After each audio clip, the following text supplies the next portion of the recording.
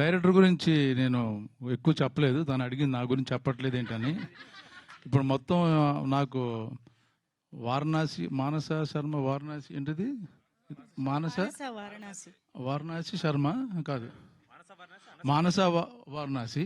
అచ్చా ఇద్దరు రీల్స్ అన్నీ వచ్చేస్తున్నాయి, వాళ్ళ గురించి వస్తున్నాయి, ఆవిడ గురించి వస్తున్నాయి, ఈవిడ గురించి కన్ఫ్యూజ్ అయిపోయాను.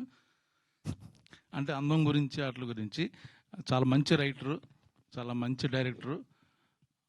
అన్నీ ఇలా చేస్తాను ఓకే అని ఫైనల్గా తను ఏమనుకోవాలో ఏమనుకుందో అదే చేయిస్తుంది. చాలా మొండిది.